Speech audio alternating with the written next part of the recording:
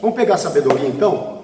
Sabedoria ensina que existe um lugar chamado purgatório. É aqui que eles tiram. Aí que estava. Eles não estavam conseguindo sustentar a ideia do purgatório. Aí nós vamos ter que fazer o quê? Colocar o livro de sabedoria, porque no livro de sabedoria tem sobre o purgatório. Porque Martinho Lutero está dizendo que o purgatório não existe. O Martinho Lutero está dizendo que eles estão errados. E o povo está acreditando em Lutero. E o povo está seguindo Lutero. Então vamos tacar um livro aqui que fala sobre o purgatório, para poder o povo acreditar na gente. Continuar fazendo o jeito. Continuar sustentando. Por quê? Na verdade, irmãos, todo o interesse era político, era financeiro. Né?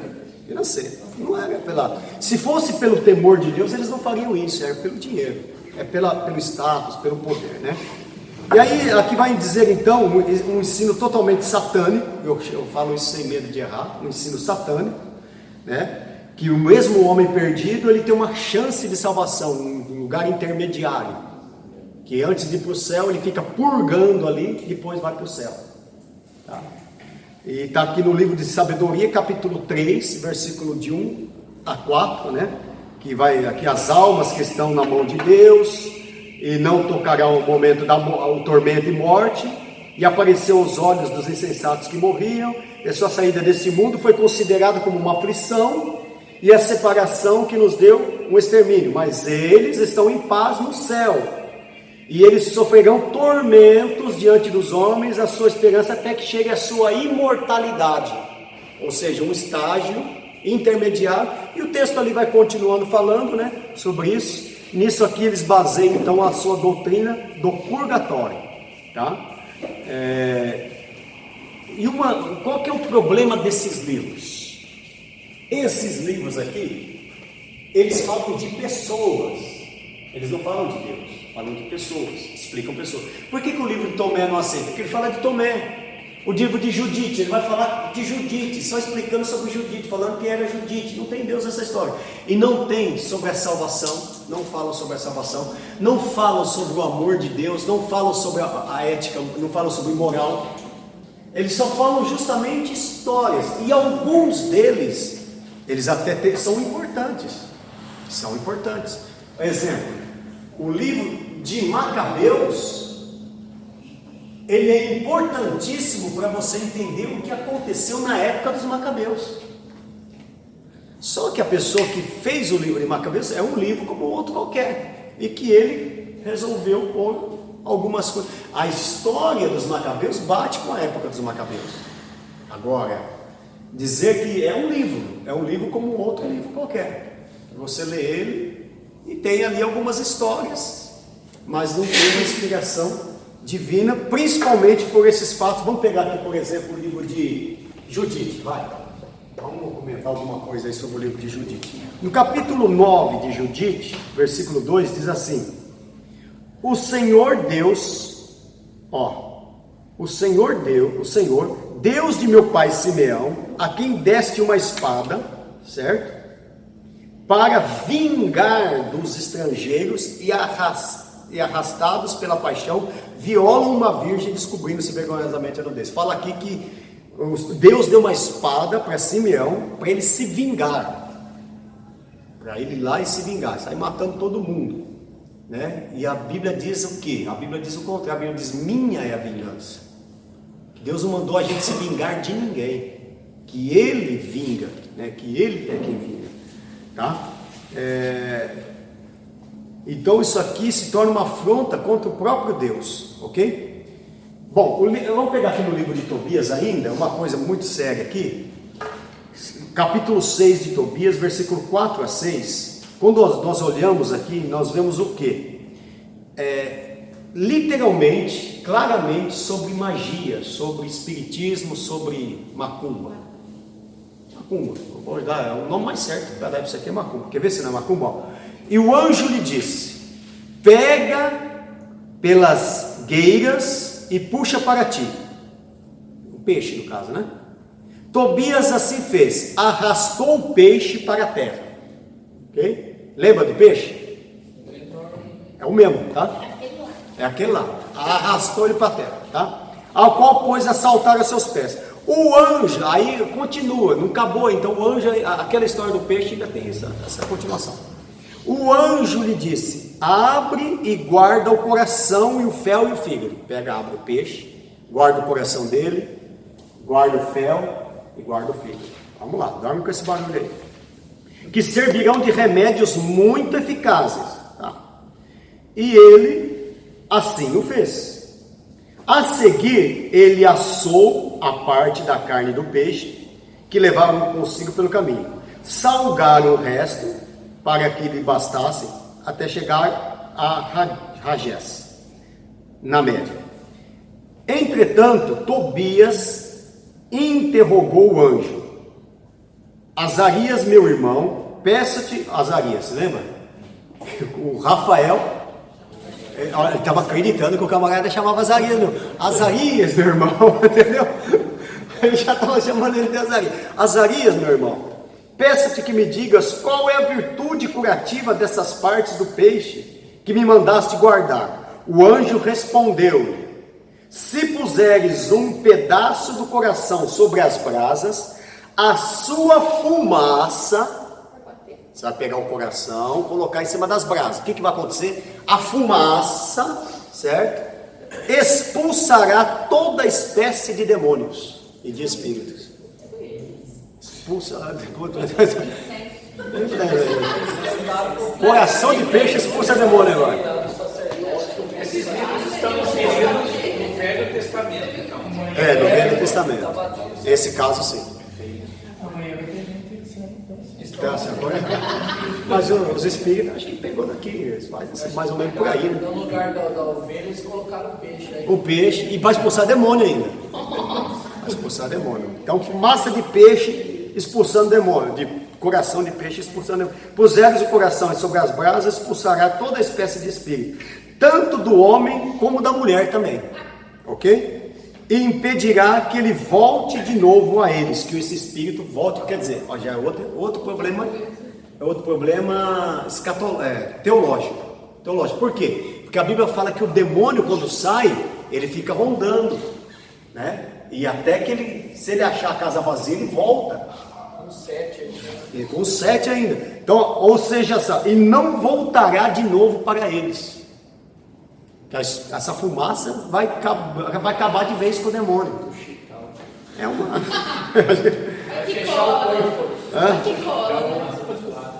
Então, irmãos, desde quando, né? Esse tipo de ensinamento é supersticioso e não tem lugar na palavra de Deus, ok? O livro de Tobias ainda tem mais coisa ainda. Você precisa pegar aqui, ó, no capítulo 4, versículo 11... ensina que o perdão dos pecados, você consegue o perdão dos pecados através de esforços humanos. Como? Você dando esmola. Se você der esmola, você vai receber o perdão dos pecados. Então quer dizer que o sacrifício de Jesus, quando diz eis aí o Cordeiro de Deus que tira o pecado do mundo, é nisso que também os espíritas se baseiam. Eles acreditam que quanto mais esmola, né? Caridade, né? Quanto mais caridade você fizer, mais pecado vai ser perdoado. Aqui, ó, está escrito aqui, ó, capítulo 4, versículo: porque a esmola livra do pecado e da morte, até da morte também, tá? E preserva a sua alma de cair das trevas, a esmola. E aí o versículo 12, capítulo 12, versículo 9 diz: porque a esmola livra da morte, ela apaga os pecados. A esmola apaga os pecados e faz encontrar misericórdia. Aí é o pior de tudo agora. E faz encontrar misericórdia e a vida eterna. Então é a esmola que te leva para a vida eterna. Então, Dinheiro. No caso é dinheiro, né? E 12, versículo 8 e 9 também vai dizer assim: que ela é boa, a boa oração acompanhada do jejum, dar esmola, vale mais do que juntar tesouros de ouro, porque a esmola livra da morte e apaga os pecados. Aí, então quer dizer que a salvação aqui não vem pela obra vicária de Jesus na cruz do Calvário, né? Mas em favor, fazer favor para as pessoas, você fazer. Está em Tobias, livro de Tobias, tá? Vamos ver aqui mais E aí o primeiro versículo que vai combater aí seria Hebreus 9:11, né? Porque Hebreus 9:11, mas por Cristo, por seu próprio sangue que entrou no Santo dos Santos, havendo obtido por nós a redenção, e através do seu sangue a nossa remissão. 1 Pedro 1:18-9 diz assim: sabendo que não foi com coisas corruptíveis que fosse resgatado da vossa vã maneira de viver, mas através do precioso sangue de Jesus vertido na cruz no Calvário. Isso é pisar no sangue. E nisso, você já falou dos Macabeus? Então vamos pegar aqui Macabeus, né? Macabeus, no livro de Macabeus, ela faz também uma referência à oferta aos mortos, que você deve fazer oferta para os mortos, que você deve orar aos mortos. Sabe quem faz isso aí até hoje? Primeiro ou segundo? Mas era a missa do sétimo dia.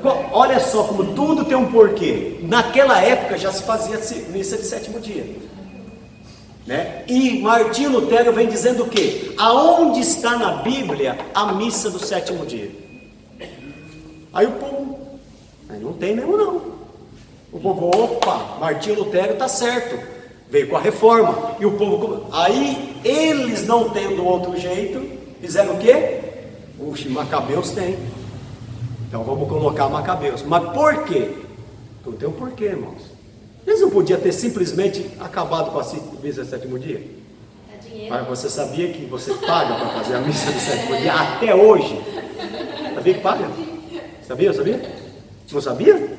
Vai lá, pede uma missa de sétimo dia. Isso, o católico, isso aqui é tudo lascado, mas... mas eu vou falar. Como diz o Nildo, fala assim, eu vou falar. Não, até hoje, eu só estou falando a verdade, até hoje. Hã? Como, Marquinhos? Sabe qual é? Amanhã eu vou lá fazer. Pergunta quanto fica. Quanto fica uma missa de sétimo dia? Então, irmãos, o interesse aí... É do orçamento, Procura aí quanto fica uma missa de sétimo dia, tá? Vamos ver onde fala aqui?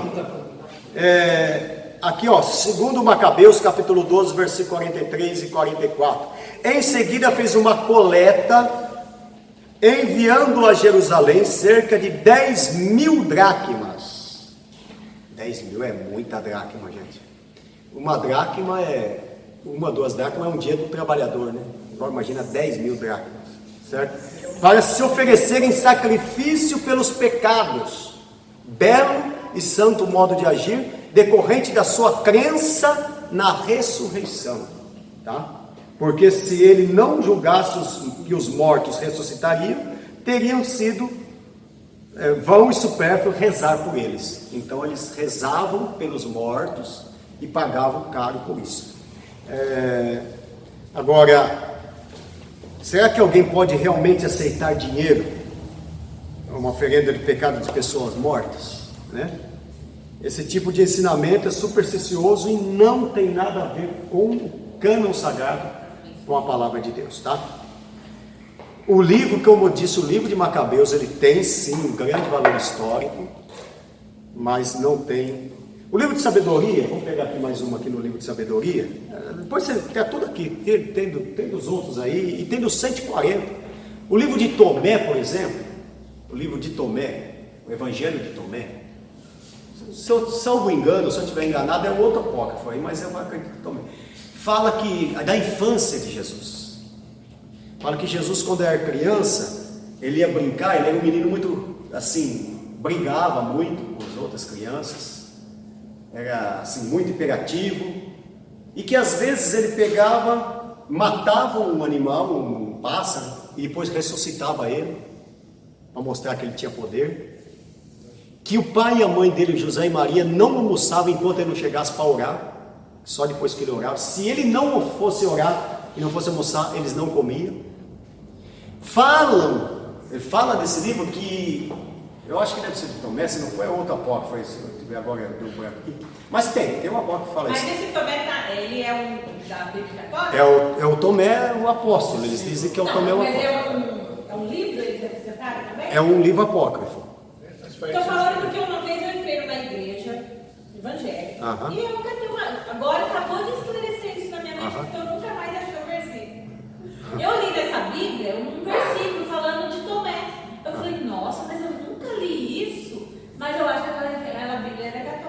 católica, com certeza.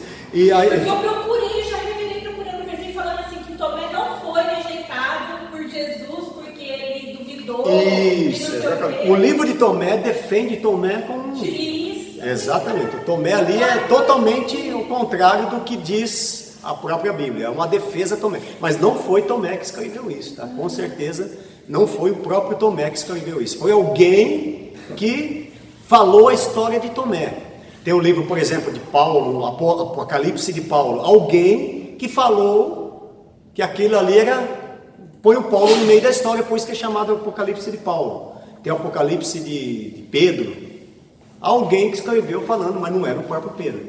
Né? Fala também que Jesus fazia pássaros de barro, alguns animais de barro, e depois soprava e ele saía voando.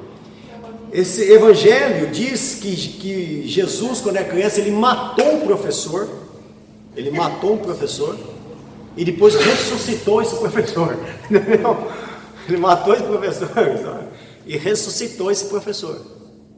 E outras coisas mais. Que ele matava animal para ressuscitar os animais e assim por diante, tá bom? Bom, esse livro de Macabeus, como eu falei aqui,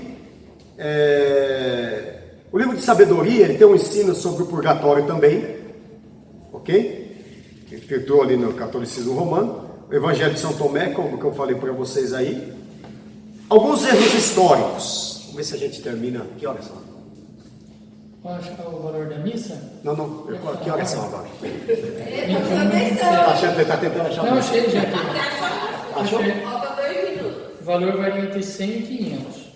Tá vendo? E o casamento também. Cobrado. Não, o casamento é cobrado. Falta 2 minutos para terminar? Só que o casamento tem um agravante. Se a igreja tiver ar-condicionado e quiser que liga meia hora, tem uma taxa extra. Ó, erros históricos. Semana é um preço, final de semana é outro. Vamos pegar aqui rapidinho erros históricos. No livro de Judite, por exemplo, diz, no capítulo 1, versículo 5, tem erros históricos, que no 12º ano do rei Nabucodonosor, você lembra que nós estudamos sobre Nabucodonosor? Fala que ele reinava sobre os assírios. Só que a história vai dizer que ele não era, que Nabucodonosor não era da Síria. Ele era da onde? Da Babilônia. Então está totalmente fora da palavra. Diz que no livro de Baruque, aqui nesse livro aí de Baruque, diz que quando chegardes a Babilônia, será que ficardes lá? Fala que eles iam ficar lá durante longos anos, até 7 gerações. Quanto dá 7 gerações? Quanto dá uma geração? 70 anos, né? Agora 7 vezes 7? 490. Então o que acontece? Aqui vai dizer que eles ficaram 70 anos, não 490. Não foi isso que o cativeiro em Babilônia? Então não tem nada, está fora. Esses livros, irmãos, então, como eu disse, alguns deles têm o seu valor literário, como literatura, e tem alguns pontos históricos que podem ser aproveitados, mas não como um livro sagrado, não como um livro inspirado por Deus, um livro de história, que contém muitas barbaridades, inclusive. Vamos lá. Primeiro, por que eles são rejeitados? Porque 2 Timóteo 3,16 diz que toda a escritura é inspirada e proveitosa para ministrar a verdade, para repreender, corrigir os erros, ensinar de maneira certa o viver. 4 razões por que a gente não aceita esse livro. Primeiro porque a comunidade judaica dos judeus, certo? Nunca aceitaram esses livros, nunca. Inclusive só foram incluídos depois de 1545. Então, nunca aceitaram como canônicos. Segundo, não foram aceitos por Jesus. Jesus nunca citou no livro de Macabeus, de Eclesiastes. Ele citou muitas vezes Isaías, Jonas, citou Zacarias, citou muitos livros. Citou os livros de Moisés, mas Jesus nunca citou um livro desse aqui. Ok? Por último, também os pais da igreja, todos os pais da igreja daquela época, eles rejeitaram esse livro. Não aceitaram a sua canonicidade. Os contemporâneos da igreja também não aceitaram. E nenhuma igreja ortodoxa, certo? Que tem ligação, nenhuma igreja ortodoxa, mesmo que tenha ligação com a igreja católica, tá? Por exemplo, a anglicana, nenhum deles também aceitam. As ortodoxas, mesmo que seja católica, sabe aquele povo ortodoxo que está lá em Jerusalém, coisa, não aceitam esses livros como sendo livros canônicos, ok? São livros que, por que não? Porque eles não alegam, tá? Não são livros proféticos, não tem profecia neles, não detém autoridade de Deus, não falam, nenhum deles fala do plano da salvação e não tem vínculo nenhum com a redenção. Nenhum deles fala de Jesus, não fala da redenção, não fala nada disso, tá? Eu deixo um versículo para terminar aqui, Salmo 43:3, que diz: envia a tua luz e a tua verdade, para que me guiem e me levem pelo teu santo monte e os seus tabernáculos. E eu termino contando a história de um casal que um dia começaram a ler a Bíblia, estavam à beira do divórcio e resolveram ler a Bíblia para tentar salvar o seu casamento. E quando eles, passado uma semana, depois de ler a Bíblia, o esposo chegou para a mulher dele e disse: olha, se esse livro estiver certo, nós estamos errados. Depois de uma semana, mais uma semana, na segunda semana, ele chegou para a esposa e disse: se este livro estiver certo, nós estamos condenados. E no terceiro semana ele disse assim: se esse livro estiver certo, nós estamos salvos. Glória a Deus. Então a palavra de Deus, ela é poderosa para transformar a vida do ser humano. Ela transforma, ela muda a vida. Mudou a nossa vida, mudou ou não mudou? Está mudando a cada dia, né? E cada dia vai continuar mudando ainda mais. Amém? Passei muito do tempo, meu amigo secretário? Bom, você já viu quanto tempo vai ter que correr as coisas nas ruas. Já está desinquieto, né? Pastor Amarildo, faça uma oração agradecendo a Deus pela nossa aula. Senhor Deus, obrigado por tudo, meu Deus, por essa reunião, por